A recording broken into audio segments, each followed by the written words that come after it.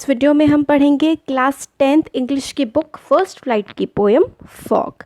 The fog comes on little cat feet, it sits looking over harbour and the city on silent haunches and then moves on. बहुत ही छोटी सी poem है, पहले हम इसके word meanings देख लेते हैं।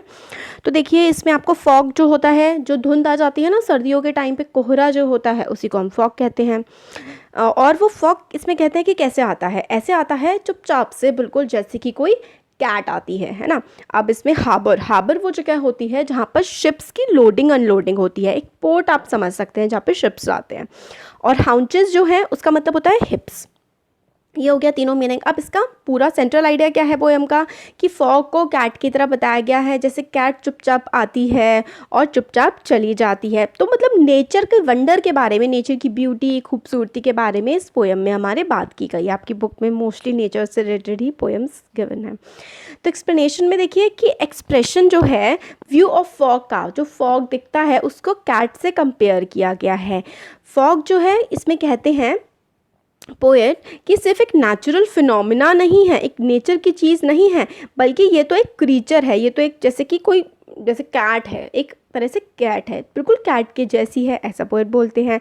जैसे कैट चुपचाप वॉक करती है अपने स्मॉल फीट, अपने छोटे छोटे पैरों के हेल्प से, जिस तरीके से कैट मूव करती है, फॉग भी बिल्कुल इसी तरीके से आता है, बिना कि कोई इसको टेंशन ना दे, कोई इसकी तरफ देखे ना, वो चुपचाप आता है इस तरीके से।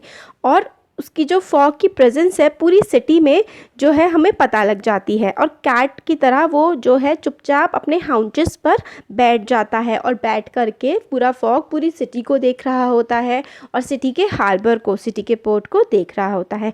और फाइनली क्या होता है, जैसे फॉग सिटी को छोड़ के चला जाता है, जैसे कैट जाती है ना रात में, जैसे चुपचाप आती है चुपचाप चली जाती है, इसी तरीके से फॉग भी चुपचाप साइलेंटली स्लोली सिटी को छोड़ करके चला जाता है। तो मतलब नेचर की ब्यूटी को, नेचर के फॉग को इन्होंने पर्सोनिफाई कर दिया, एक तरह से इन्होंने फॉग को कैट से रिजेंबल कर दिया है।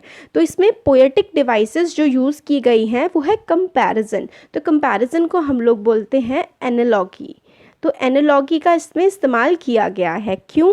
क्योंकि comparison of a fog to a cat, fog को कैट से इन्होंने कंपेयर किया है। और क्या यूज़ किया है? मेटाफर। मेटाफर का इस्तेमाल, जैसे कि इस्तेमाल होता है मेटाफर का, कि इन्होंने क्या कह दिया है, फॉग को इन्होंने कैट ही कह दिया है, बिल्कुल कि मतलब फॉग तो कैट ही है। तो इस वाली चीज़ को हम लोग बोलते हैं मेटाफर।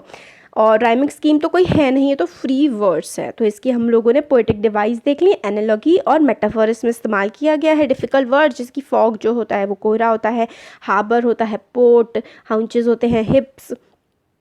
और एक्सप्लेनेशन में कि जो फॉग है वो बिल्कुल कैट जैसा है, चुपचाप आता है चुपचाप चला जाता है, बैठ के सिटी को देखता है, बस यही है इसमें।